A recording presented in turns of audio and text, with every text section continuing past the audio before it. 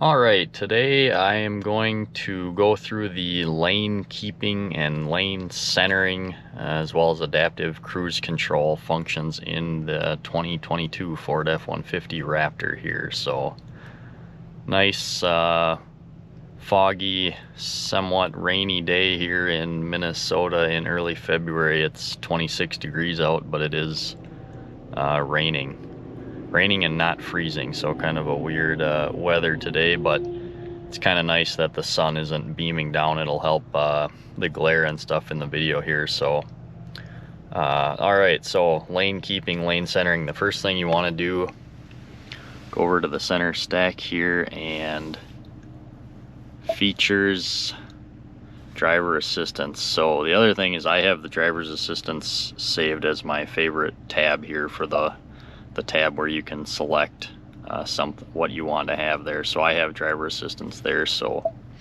if you don't have that there, you go into features, driver assistance, and cruise control. So you have a couple options here. So normal cruise control does not allow you to use the lane centering feature, and it's beeping just telling me that I turned adaptive cruise control off. So if you want to use lane centering, you have to have adaptive cruise control on, and then you can select on or off for the lane centering here. So if you go back over to the instrument cluster, you can see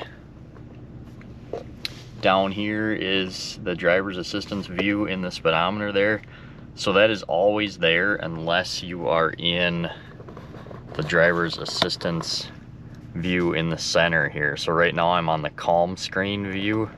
If I go to driver's assistance, you can see it disappeared from down here and now it's big and in the center. So one thing so you can tell if your lane centering is on is you'll have that big circle around the truck here. So if I go back over to the center stack and turn lane centering off, now you just have the lines beside the truck telling you that the lane keeping system is on. If I back up here, this is the lane keeping system button on the steering wheel. So if I hit that button, it will tell you lane keeping system off, and then now you don't have anything, a circle or lines beside the truck there. So you can't have lane centering on without lane keeping.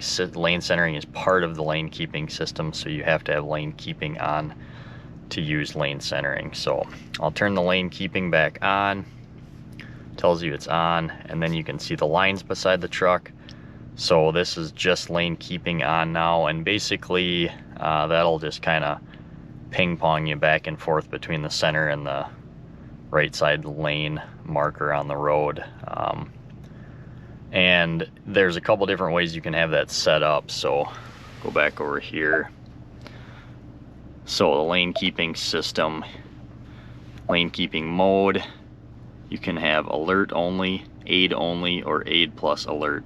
So the alert, it will ding at you if you get near the center or the outside line. The aid will actually turn the steering wheel back towards to keep you in the lane. And then alert plus aid obviously does both, beeps at you and turns the wheel. So I don't care for the beeps too much, so I usually just leave it on aid. And then lane keeping intensity, normal, low, and high.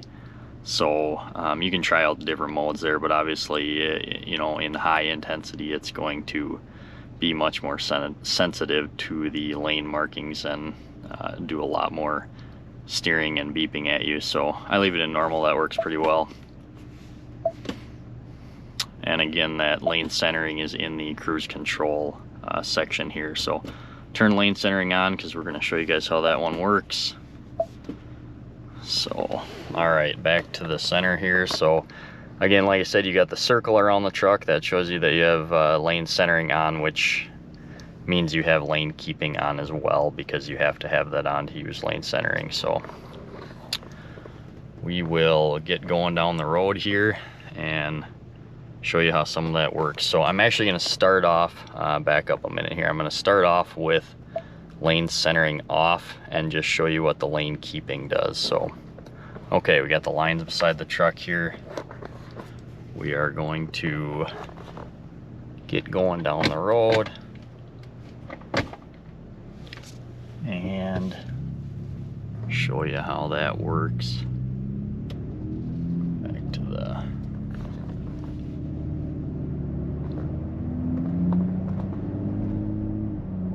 So one interesting difference is that lane keeping works all the time, where lane centering is only functions when you have the cruise control set.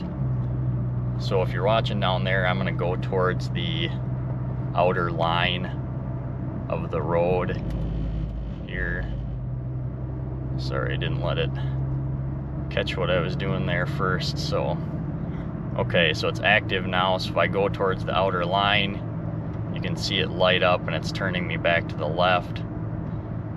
Now I get to the center line and it steers me back to the right. So I'll give you a view on the road here, and you can kind of see as I go towards the side, you can see it turn the wheel there. I'm not turning the wheel at all.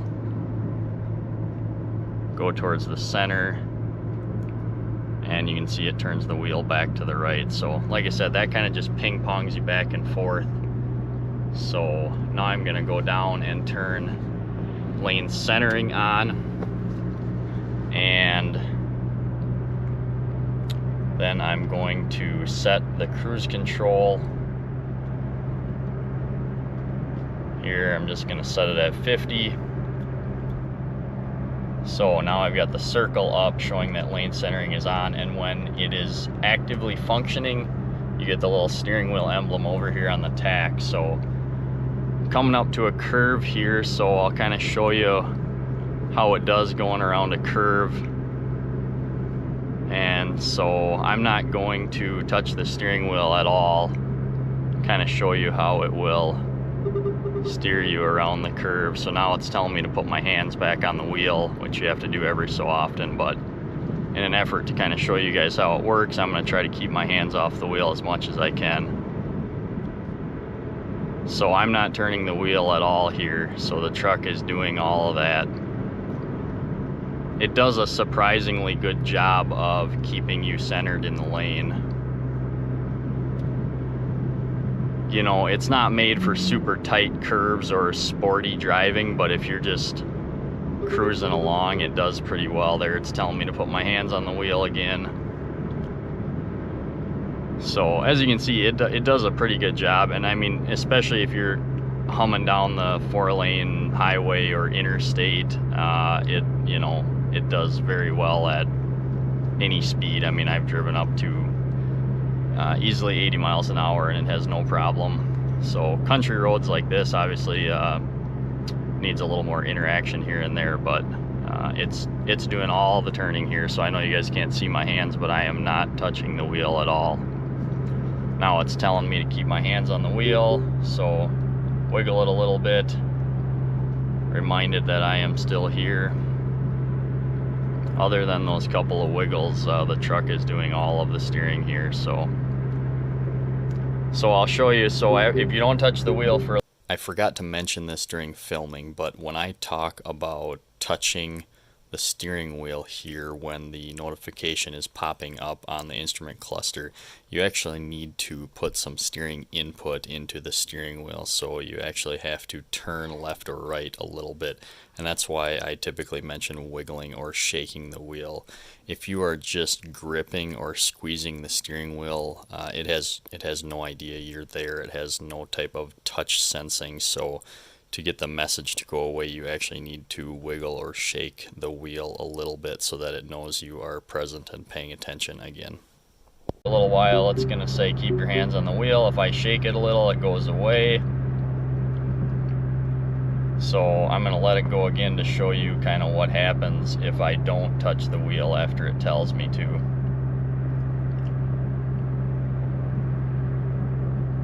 So it's going to say keep your hands on the wheel, and I'm not going to touch it. It's going to turn red and start beeping, and eventually it will cancel itself. Now it gets really mad, and then it kills your cruise control. So if you let it go for a while like that and never touch the wheel, it will, like I say, get angrier and angrier at you, and eventually it will kill your cruise control and it will quit steering for you as well. So it does pretty well. I mean, I can go, I don't know, 15 or so seconds here before it reminds me to put my hand on the wheel. And coming up to a sharper curve here, so let's see what it does around this curve, if it can do it without me. So it's hitting the line a little bit there, is why it's beeping a little bit, but it is doing all the steering here. Now it wants me to grab it. Okay, the truck is doing all the steering here at 50 miles an hour around this pretty sharp curve here. So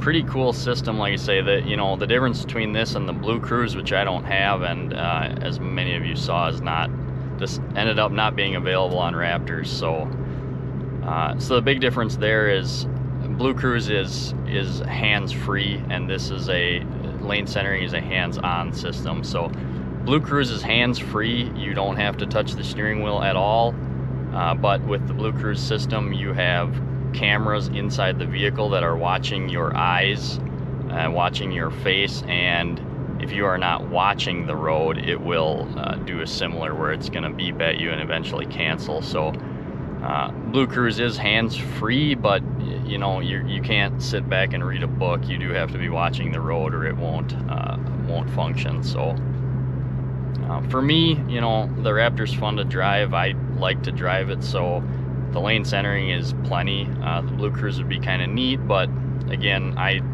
typically, when I'm driving this, I'm having fun, so I want to be the guy driving the vehicle, not the computer. So lane centering is plenty for my liking, so I do use it here and there, but I do just drive on my own as well. So again, like I say, when the system's active, you have the steering wheel that pops up over here. I'll do something to cancel it here, like if I go across the line and force it over here, it'll cancel. See, it went away there, the steering wheel went away. And it takes a minute when you get back in the lane for it to pick up the markings, and then the wheel comes back up and tells you it's active again. So if the road markings go away, or say they're faded, or there's snow on the road, something like that, and you get to you know, it's humming along, actively steering, and then you get to a spot where the lines are tough to read, it will ding and say canceled, and that little steering wheel will go away, and it's dinging and telling you you have to take over again. It can't see the lines well enough to drive or to steer for you. So,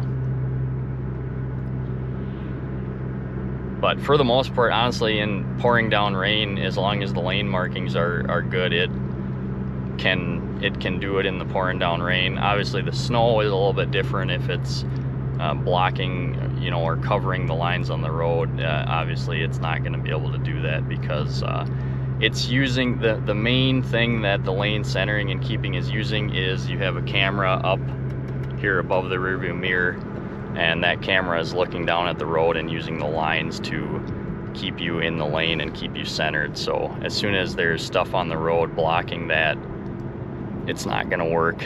Same story if you have snow or ice built up on the windshield up there where that camera is, it's not going to work, and it'll at that point it'll give you some sort of warning saying adaptive cruise and lane centering and all that stuff is not available because there's something blocking the camera. So anyway, that's a little bit of lane keeping and lane centering for you. I mentioned adaptive cruise, so there's no cars out here. I'm out in the country, but you know, adaptive cruise sees cars in front of you and it'll slow you down if you're coming up on somebody. So this button here adjusts the distance that you want to stay away from the car in front of you. So if you hit that, I have it on the shortest, sorry, get it back there, I have it on the shortest distance, 1 bar.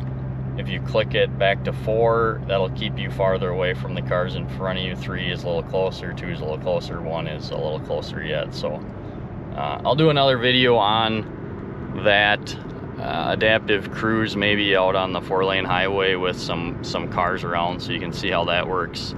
The stop and go feature of that also, if you're in traffic in the city, essentially that'll bring you all the way to a complete stop if traffic stops, and then you just have to tap the gas pedal to get going again once traffic picks up, and it'll maintain, you know, that set distance for you in stop and go traffic as well. So all right, well, this video got probably long enough, but there's some good info on lane keeping and lane centering for you guys. If you have any questions, certainly throw a comment below, or suggestions for other videos, drop those below as well. If you like the video, hit the thumbs up and subscribe for more future Raptor content. Thanks for watching. Have a good day.